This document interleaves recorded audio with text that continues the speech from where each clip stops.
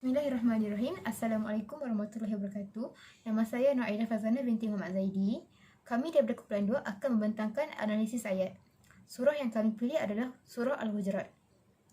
Surah Al-Hujurat ini merupakan surah yang ke-49 daripada 114 surah di dalam Al-Quran. Surah ini mengandungi 18 ayat. Surah ini tergolong surah Madaniyah kerana ia diturunkan di Madinah. Maksud di sebalik surah Al-Hujurat ini dapat dilihat di ayat 4 di mana ayat tersebut mencela para sahabat yang memanggil Nabi ketika Nabi berada di dalam biliknya bersama isterinya. Para sahabat memanggil dengan nada yang tinggi dan perbuatan itu dianggap kurang hormat dan tidak sesuai dengan ketinggian Nabi Muhammad SAW, dan perbuatan tersebut telah mengganggu ketenteramannya.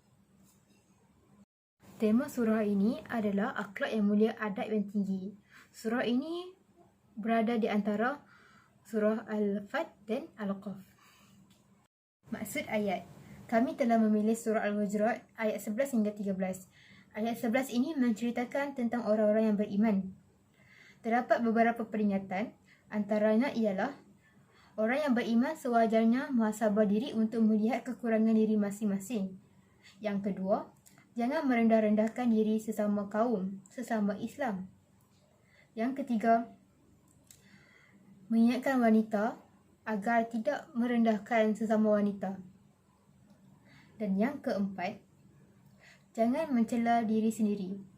Seperti yang kita lihat dalam peringatan sebelum ini, sangat melarang keras agar kita tidak mencela sesama kaum. Bahkan, mencela diri sendiri juga adalah perbuatan yang sangat dilarang.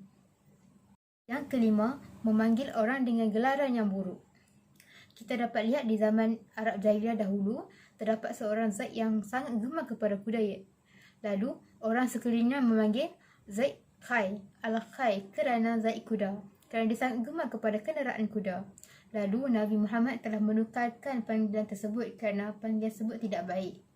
Nabi Muhammad telah menukarkan Zaid Al-Khai kepada Zaid Al-Khair, iaitu Zaid yang baik. Dan yang terakhir dalam ayat ini adalah barang siapa tidak bertaubat, maka dialah orang-orang yang zalim.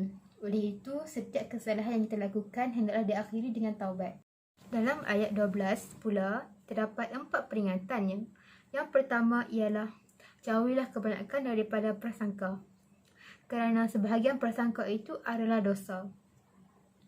Yang kedua, janganlah mencari kesalahan orang lain. Kita dapat lihat pada keadaan zaman politik komunis dahulu di mana jika seseorang itu diperlukan dalam negara, maka segala sifat-sifat baiknya, jasa-jasanya akan ditanyakan di dalam kepada rakyat.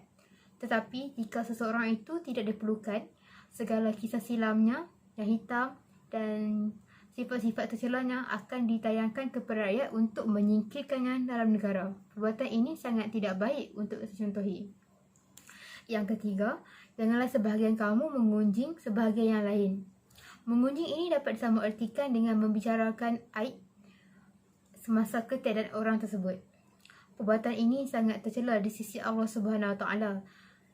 Dan yang terakhir, dan bertakwalah kepada Allah Subhanahu Wa Taala, sesungguhnya Allah itu sudi memberi taubat dan lagi Maha Penyayang.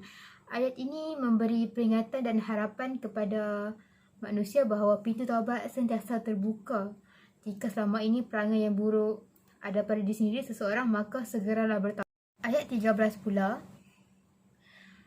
wahai manusia, sesungguhnya kami telah menciptakan kamu dari seorang laki-laki dan seorang perempuan. Ayat ini menyentuh tentang kejadian manusia, supaya manusia ingat kedudukannya di sisi Tuhan yang menciptakannya daripada tiada kepada ada. Selain itu, ayat ini menceritakan tentang kejadian manusia, di mana pada mulanya manusia ini diciptakan daripada seorang laki-laki iaitu Nabi Adam AS dan seorang perempuan iaitu Siti Hawa. Seterusnya, dan kami jadikan kamu berbangsa-bangsa, bersuku-suku supaya kamu kena mengenal Allah kamu. Kita dapat memberi contoh iaitu orang Minangkabau di mana mereka mengamalkan sistem persukuan. Suku ini wujud berdasarkan tempat asal mereka masing-masing, dan apabila orang Minang bertemu mereka akan meneliti asal-usul mereka untuk menentukan suku dan seterusnya persaudaraan akan terjalin. Ini telah menjadi natijah manusia yang suka mengeratkan silaturahim berdasarkan persukuan. Yang ketiga ialah sesungguhnya yang semulia-mulia kamu di sisi Allah SWT adalah setakwa kamu. Kemuliaan yang sejati yang dianggap oleh Allah SWT ialah hati, budi, perangai, ketaatan kepada Allah SWT, bukan dari segi pangkat, bukan dari segi harta.